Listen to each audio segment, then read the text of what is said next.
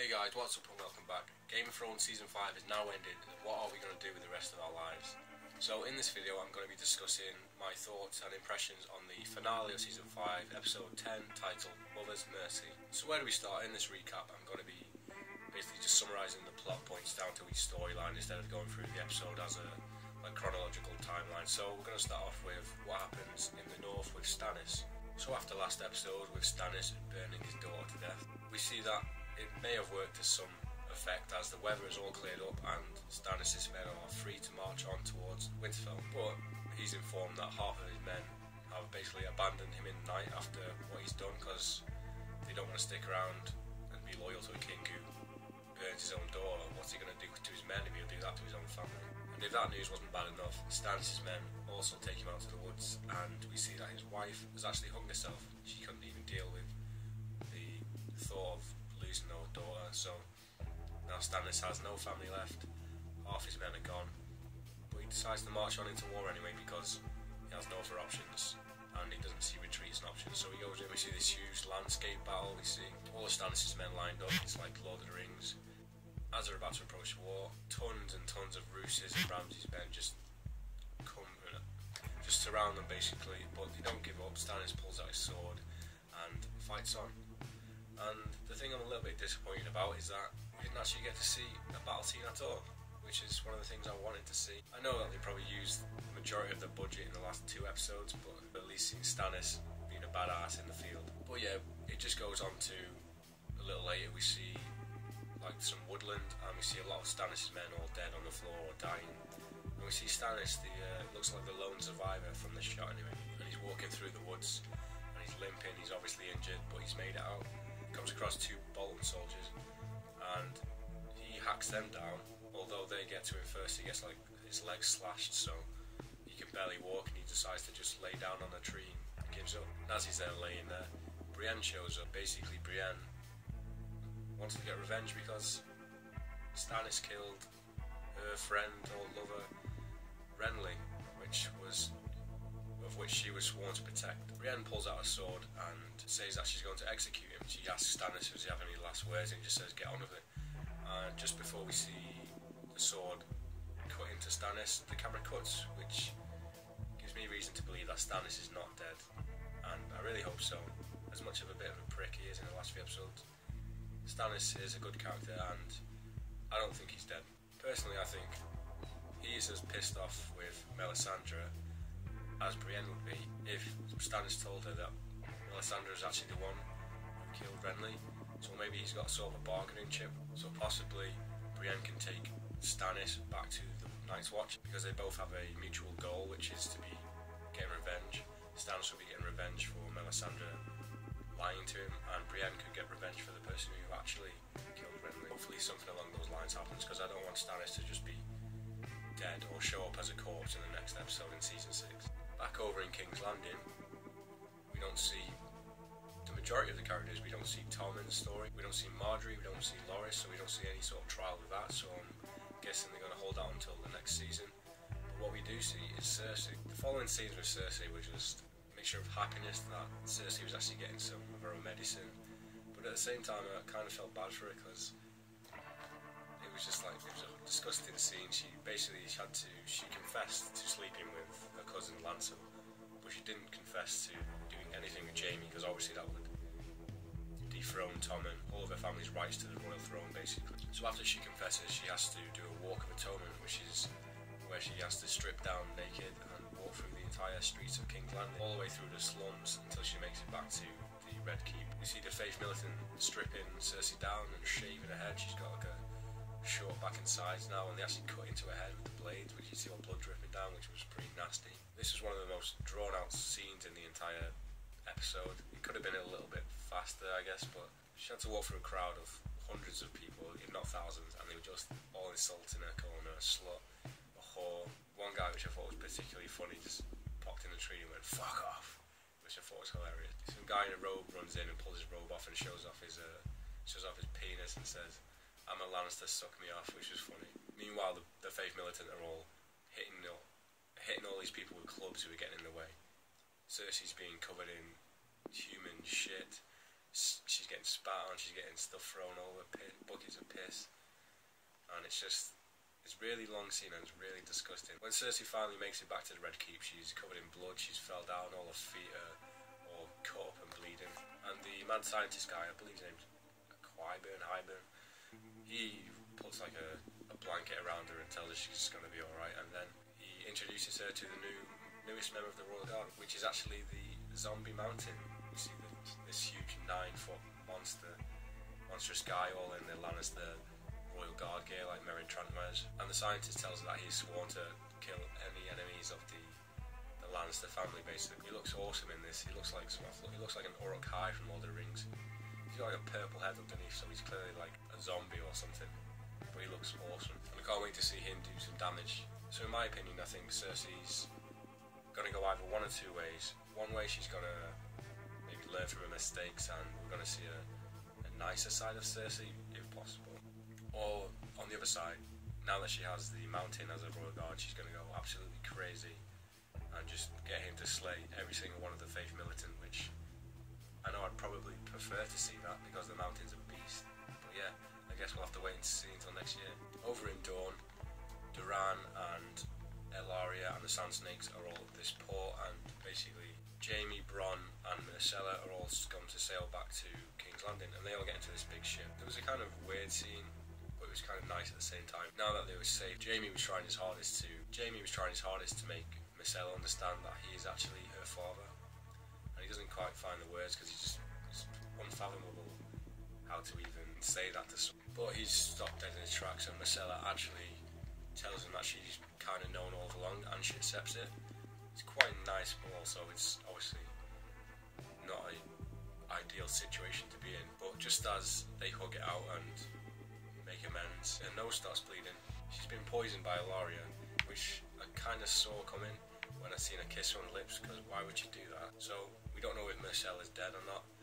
Most likely would be, because I can't see anyone else on that ship having the antidote, and I can't see them going back. But who knows? If she does die, then it's going to be bad times for Jaime Lannister. Finally getting some acceptance and a daughter that he wanted, and then her dying straight away is just going to ruin Jaime. Next up, we go back to Braavos, and we have possibly one of the most brutal scenes in the entire show so far, in my opinion anyway. It wasn't as viscerally disgusting as the mountain smashing over his face, but this scene was just really drawn out and really slow and horrible and painful. We see 3 young girls in the brothel with Meryn Trant, and he's like hitting them with sticks. It's just like, he's an absolute piece of shit. 2 girls are getting hit and they're all crying, and the third one doesn't make a sound, doesn't whimper or anything. He punches her in the stomach and she falls down to the floor. I assumed this was going to be Arya straight away, wearing someone else's mask, and it was.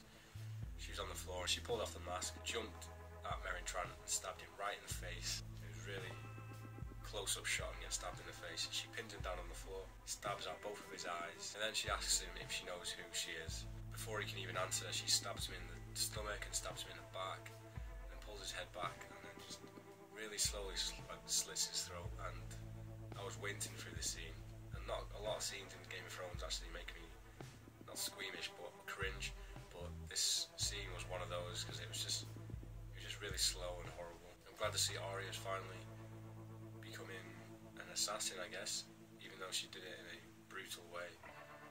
Maybe she enjoyed it a bit too much, but maybe she'll become more refined and more professional in the next season, and I can't wait to see some of that. We catch up with what Daenerys is doing after she rode off on Drogon, and she's in the wilderness with Drogon, and she wants to go back to Meereen, and she keeps asking Drogon, but obviously she can't communicate with this dragon very well. She tries to climb aboard him again in hopes that he'd fly away, and he just knocks her off. So she goes for a wander into this wilderness to scout out the area, see what she can see, if there's any way she can get back, and she spots some Dothraki soldiers coming over the hill, and then the camera pans out and there's actually hundreds of them all on horses, and she takes off her wedding ring to the Meereen guy, obviously because if they recognise her as Khaleesi, then find out she's married to another man, obviously it's not going to end well for her. But she takes it off and they basically surround her. So I'm not sure what's going to happen with Daenerys next season, because if I remember correctly, Khal Drogo was the only one keeping his men from basically having a basically attacking her and raping her over and over. So either she's going to have a really bad time, or she's going to somehow convince them to rule under her. So maybe she'll take them back to Marine, or maybe she won't even go back to Marine. So now she's got the Unsullied, she's got a dragon, and she's got Dothraki Blood Riders. So it's not looking too bad on the war front for Daenerys. Okay, so now we get to the scene that everyone's been talking about, everyone's been spoiled on Facebook. It's just everywhere. As soon as you go online, the internet is exploded. So we go back over to the wall and we see a small conversation with Sam and Jon Snow, and they're basically talking about their friendship and how Jon Snow feels like he doesn't have any friends left in the wall because of what he's done with the wildlings. And then Sam tells him that he's going to leave because he wants to become a maester. So Sam, Gilly and the baby all ride out, leaving Jon Snow on his own in the wall, which is not a great thing for Jon Snow now, being alone with everyone who hates him.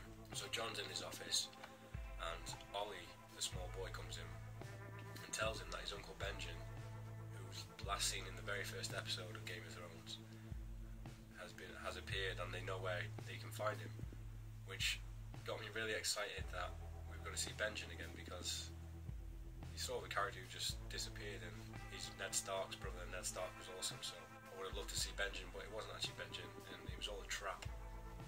So Jon Snow goes out into the courtyard of the Watch where they tell him that Benjen is, and they all surround him, and there's a sign on the wall saying traitor. And at this moment Jon Snow realises that he's fucked, basically.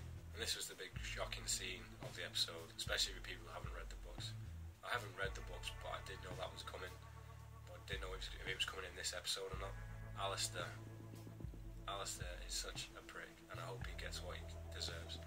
Jon Snow ends up getting stabbed multiple times. They all stab him and say, every time he gets stabbed they say, for the Watch. He gets stabbed at least 4 times and he ends up down on his knees, and Ollie comes in and gives him the finishing blow and stabs him. Looks like he stabs him right in the heart and the chest. And the very final scene of the episode is Jon Snow laying there, bleeding out, covered in blood, pretty much dead. He's got to be dead from that. So my take on that, it can't be the end of Jon Snow. Surely it can't be the end of Jon Snow. The show has been brutal before, but without Jon Snow in the North, in the Watch, what else can they do? They have no bridge between the wildlings or the White Walkers now, so I think Jon Snow will be back in some way or shape or form. With Melisandre back at the wall, she obviously had some kind of connection with Jon Snow. She saw something in him, so I think she's going to somehow bring him back to life. If not, this season has been heavy on hints towards Jon Snow being maybe Targaryen, so possibly they'll go to burn his corpse, and maybe he'll rise again like Daenerys did in the first season with the dragons, which I can't see happening straight away if they do that, because having him die and come back in the first couple of episodes would kind of be a bit just for shock value, basically. But there's no way Jon Snow is dead for good. Same with Stannis, same with the Hound. I think all 3 of them people will be back. So yeah, it was a good finale. I did feel slightly disappointed that there was no huge battle scene, but then again, episode 8 and episode 9 were both amazing, so that kind of made up for it. Overall, I thought season 5 was really good.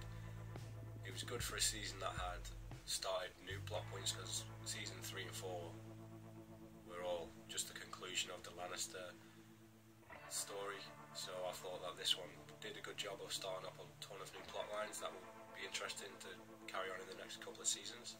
So yeah, the season 5 finale was pretty awesome and pretty shocking and pretty brutal. I just want to say thank you to everyone who actually partook in this series of thoughts and recaps and watched my videos, and I will be doing more recaps of the shows. I've already started doing my impressions of the season 3 of Hannibal, and possibly will be doing True Detective season 2 as well, so if you want to check out those videos on my channel, go ahead. If you have any other suggestions for any other shows that you want me to talk about, then let me know down in the comments. Also let me know in the comments what you thought of season 5 as a whole and the finale, and what do you think is going to happen in season 6. So if you like this video and you want to see more, don't forget to subscribe to my channel to be notified when the new videos come out.